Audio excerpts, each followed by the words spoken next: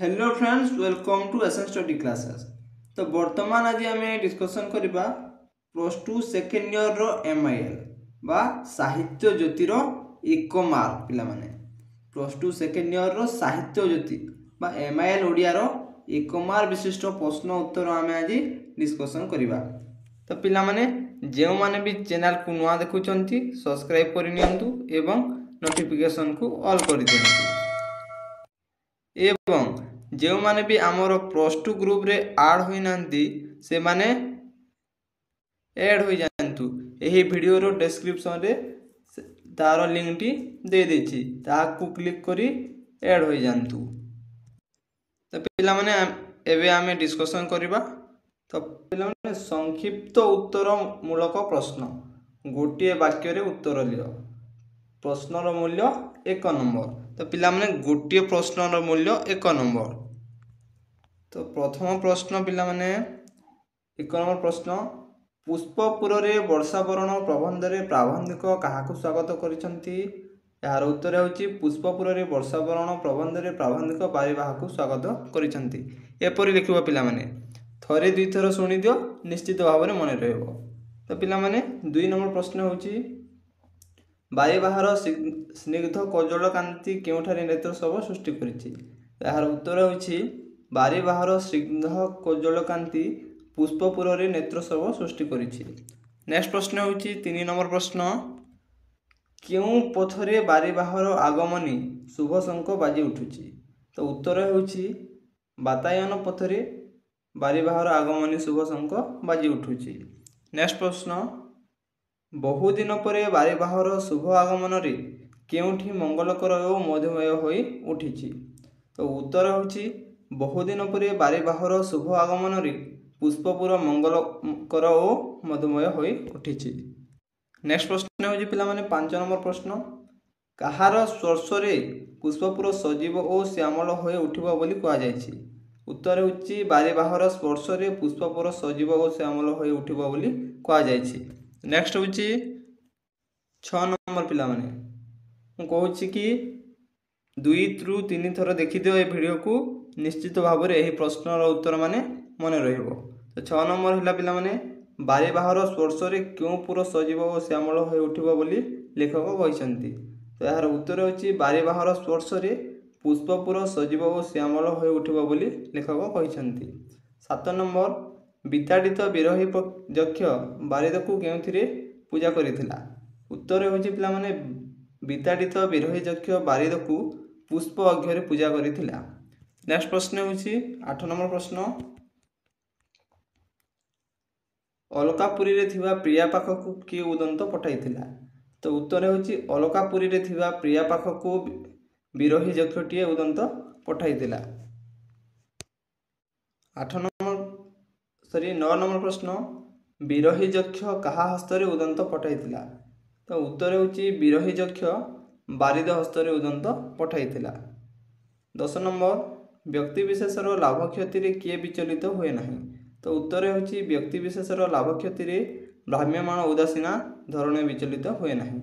Next प्रश्न 11 number प्रश्न, कहार अभाव रे उत्कल रे हाहाकार पड़िछि। तो उत्तर होची जलर अभाव रे उत्कल रे हाहाकार पड़िछि। 12 नंबर प्रश्न, पुष्पपुर रे स्वकर्म सारी क्यों पथरे गति करबाकू बारिद को लेखक निवेदन करिसंती। तो उत्तर होची पुष्पपुर रे स्वकर्म सारी उत्कल पथरे गति करबाकू बारिद को लेखक निवेदन करिसंती। नेक्स्ट प्रश्न होची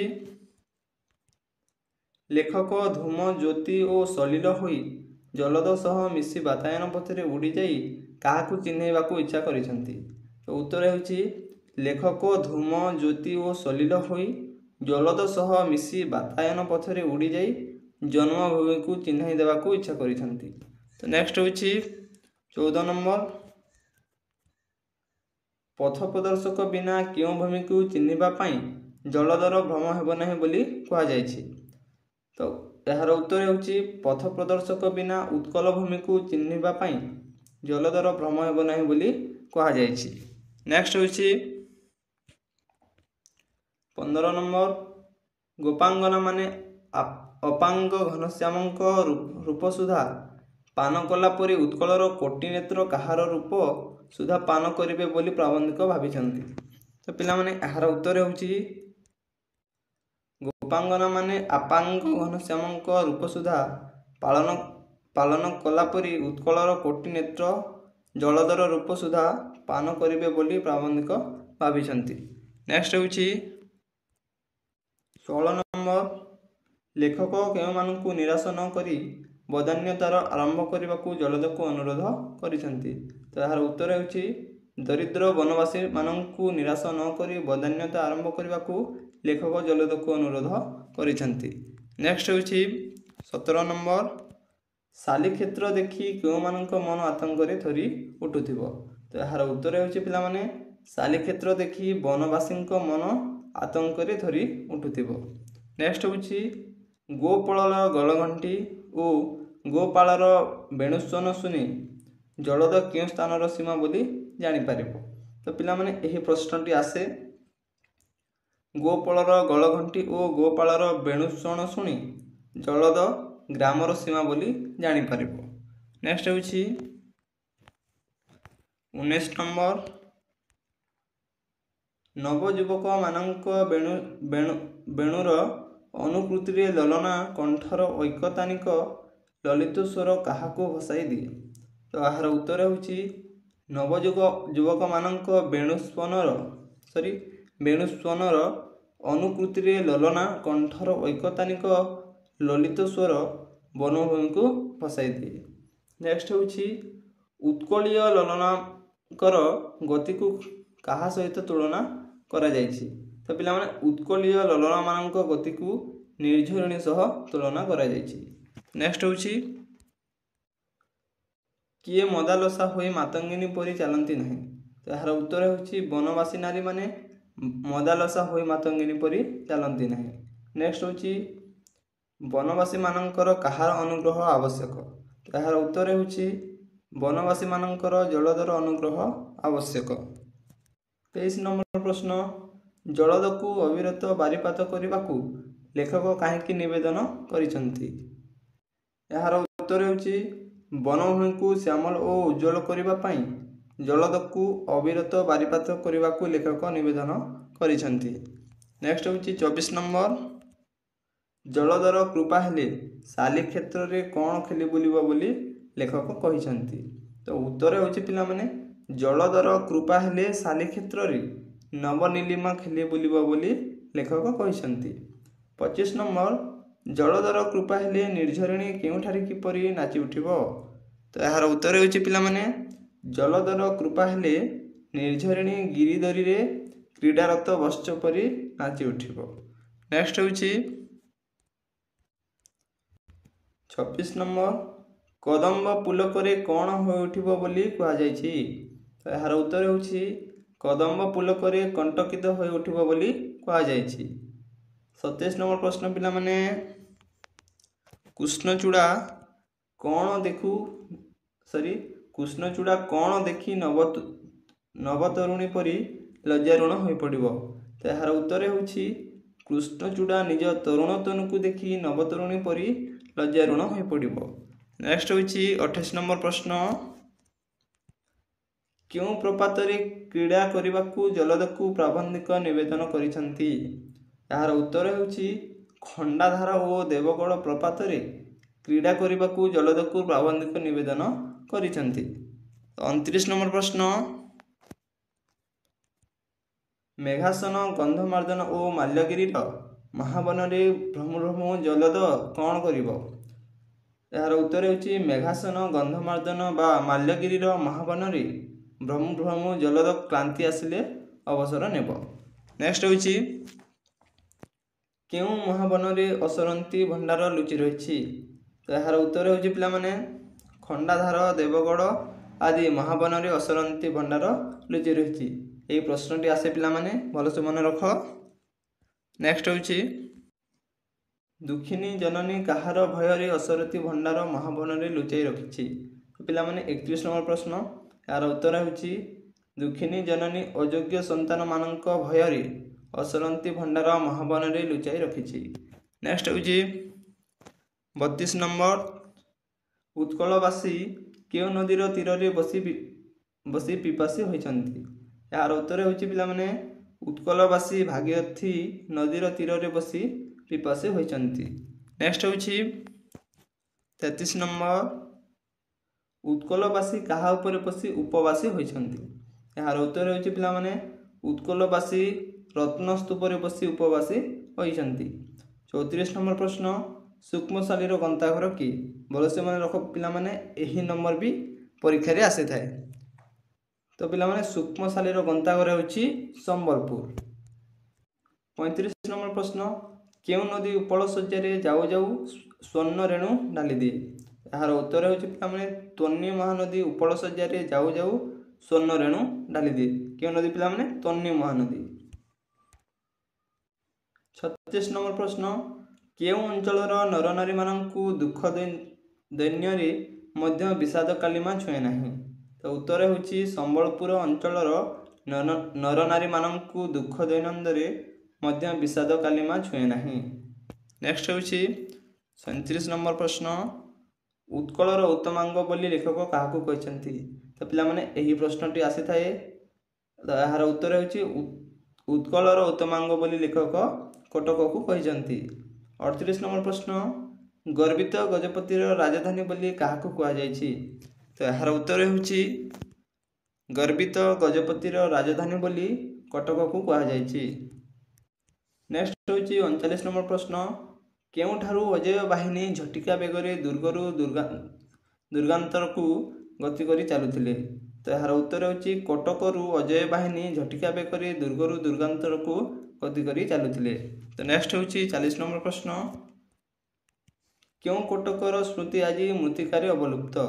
ଏହାର ଉତ୍ତର ହେଉଛି ସ୍ମୃତିପୂତ ବିଡ଼ାନାସୀ କଟକର ସ୍ମୃତି ଆଜି ମୃତ୍ତିକାରେ ଅବଲୁପ୍ତ। ନେକ୍ସଟ ହେଉଛି 41 ନମ୍ବର ପ୍ରଶ୍ନ, ବାରବାଟୀର ସ୍ଖଳିତ ପ୍ରସ୍ତରରେ କ'ଣ ଆଜି ଯାଏ ଲାଗି ରହିଛି? ଏହାର ଉତ୍ତର ହେଉଛି ବାରବାଟୀର ସ୍ଖଳିତ ପ୍ରସ୍ତରରେ ତାର ସ୍ମୃତି ଓ କୀର୍ତ୍ତି ଆଜି ଯାଏ ଲାଗି ରହିଛି। ନେକ୍ସଟ ହେଉଛି 43 ନମ୍ବର ପ୍ରଶ୍ନ, କେଉଁଠାରେ ଉତ୍କଳର କବି ଜ୍ଞାନୀ ଗୁଣୀ ଓ କର୍ମୀ ଉଜାଗର ରହି ଜ୍ଞାନ ଦୀପ ଜାଲିଥିଲେ? ଏହାର ଉତ୍ତର ହେଉଛି କଟକରେ ଉତ୍କଳର କବି ଜ୍ଞାନୀ ଗୁଣୀ ଓ କର୍ମୀ ଉଜାଗର ରହି ଜ୍ଞାନ ଦୀପ ଜାଲିଥିଲେ। ନେକ୍ସଟ ହେଉଛି 44 ନମ୍ବର ପ୍ରଶ୍ନ, କାହାକୁ ସ୍ମୃତିର ଶ୍ମଶାନ ବୋଲି କୁହାଯାଇଛି?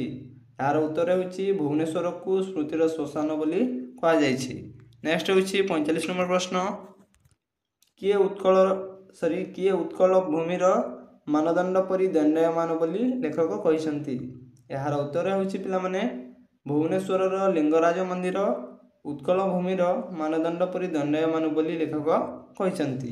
ନେକ୍ସଟ ହେଉଛି 44 ନମ୍ବର ପ୍ରଶ୍ନ, ବାରିବାହ ବେଲାଭୂମିର ଶ୍ୟାମଳ ପଥରେ ଯିବାବେଳେ କେଉଁମାନେ ତାର ସ୍ୱାଗତ ପାଇଁ ବାହାରି ଆସିବେ ବୋଲି କୁହାଯାଇଛି? ତ ପିଲାମାନେ ବାରିବାହର ବେଲାଭୂମିର ଶ୍ୟାମଳ ପଥରେ ଯିବାବେଳେ ପଲ୍ଲୀବାଲାମାନେ ତାର ସ୍ୱାଗତ ପାଇଁ ବାହାରି ଆସିବେ ବୋଲି କୁହାଯାଇଛି। ନେକ୍ସଟ ହେଉଛି ପିଲାମାନେ 47 ନମ୍ବର ପ୍ରଶ୍ନ, ଲେଖକ କାହାକୁ ଭୁବନ ମୋହନ ବୋଲି କହିଛନ୍ତି? ଏହାର ଉତ୍ତର ହେଉଛି ଲେଖକ କୋଣାର୍କକୁ ଭୁବନ ମୋହନ ବୋଲି କହିଛନ୍ତି। ତ ପିଲାମାନେ 48 ନମ୍ବର ପ୍ରଶ୍ନ, କିଏ ମ୍ଳାନ ଓ ଛିନ୍ନ ହୋଇ ବିଜନ ବେଲାରେ ପଡ଼ି ରହିଛି? ପିଲାମାନେ ସ୍ୱର୍ଗଚ୍ୟୁତ ପାରିଜାତ ପରି କୋଣାର୍କ ମ୍ଳାନ ଓ ଛିନ୍ନ ହୋଇ ବିଜନ ବେଲାରେ ପଡ଼ି ରହିଛି। ନେକ୍ସଟ ହେଉଛି ପିଲାମାନେ 49 ନମ୍ବର ପ୍ରଶ୍ନ, କାହାକୁ ସ୍ୱର୍ଗଚ୍ୟୁତ ପାରିଜାତ ବୋଲି କୁହାଯାଇଛି? ପିଲାମାନେ କୋଣାର୍କକୁ ସ୍ୱର୍ଗଚ୍ୟୁତ ପାରିଜାତ ବୋଲି କୁହାଯାଇଛି। 50 ନମ୍ବର ପ୍ରଶ୍ନ ପିଲାମାନେ, କିଏ ଦୃପ୍ତ ଓ ଗର୍ବିତ ଜାତିର ପରାକ୍ରମର ପ୍ରତୀକ? ଏହାର ଉତ୍ତର ହେଉଛି ମହାମନ୍ଦିର କୋଣାର୍କ ଦୃପ୍ତ ଓ ଗର୍ବିତ ଜାତିର ପରାକ୍ରମର ପ୍ରତୀକ। ନେକ୍ସଟ ହେଉଛି ପିଲାମାନେ 51 ନମ୍ବର ପ୍ରଶ୍ନ, କାହାକୁ ମହାମନ୍ଦିର ବୋଲି କୁହାଯାଇଛି? ଏହାର ଉତ୍ତର ହେଉଛି ପିଲାମାନେ କୋଣାର୍କକୁ ମହାମନ୍ଦିର ବୋଲି କୁହାଯାଇଛି। 52 ନମ୍ବର ପ୍ରଶ୍ନ, ଘନ ଅତୀତର ମ୍ଳାନ ଶ୍ମଶାନ ବୋଲି ଲେଖକ କାହାକୁ ଅଭିହିତ କରିଛନ୍ତି? ତ ପିଲାମାନେ ଘନ ଅତୀତର ମ୍ଳାନ ଶ୍ମଶାନ ବୋଲି ଲେଖକ କୋଣାର୍କକୁ ଅଭିହିତ କରିଛନ୍ତି। ନେକ୍ସଟ ହେଉଛି 53 ନମ୍ବର ପ୍ରଶ୍ନ, ନୀଳାଚଳ ପଥରେ ଯାଉ ଯାଉ କାହାର ଧବଳିତ ସଦନଠାରେ ନବଘନ କ୍ଷଣକାଳ ସ୍ତମ୍ଭିତ ହୋଇ ରହିଯିବାକୁ लेखक घन को कहिसंती। तो पिलामाने यार उत्तर हेउछि नीलाचल पथरे जाऊ जाऊ साक्षीगोपालଙ୍କ धवलित सदन ठारी नवघन क्षणकाल स्तंभित होई रहीजिबाकू लेखक घन को कहिसंती। नेक्स्ट होछि पिलामाने 54 नंबर प्रश्न साक्षीगोपाल रे किए उन्नत उत्कलर स्वप्न देखिथिले। तो पिलामाने साक्षीगोपाल रे उत्कलमणि गोपबंधु दास उन्नत उत्कलर स्वप्न देखिथिले। नेक्स्ट होछि काहाकू उत्कलर महानिशारे ध्रुव ज्योति बोली कहा जायछि। यार उत्तर हेउछि उत्कलमणि गोपबंधु दासंकु उत्कलर महानिशारे ध्रुव ज्योति बोली कहा जायछि। नेक्स्ट होछि पिलामाने 56 नंबर प्रश्न काहाकू दधिचि बोली लेखक अभिहित करिसंती। तो पिलामाने उत्कलमणि गोपबंधु दासंकु दधिचि बोली लेखक अभिहित करिसंती। नेक्स्ट प्रश्न उत्कल कमलर केशर किए। तो यार उत्तर हेउछि उत्कल कमलर केशर हेउचंती नीलाचल नाथ जगन्नाथ। तो पिलामाने 58 नंबर प्रश्न किए उत्कलर इतिहास। तो पिलामाने जगन्नाथ ही उत्कलर इतिहास। लास्ट प्रश्न पिलामाने क्यों मानंकु दक्षिणास पथ प्रहरी बोली कहा जायछि। यार उत्तर हेउछि पिलामाने गंजाम और जयपुरवासी को दक्षिणास पथ प्रहरी बोली कहा जायछि।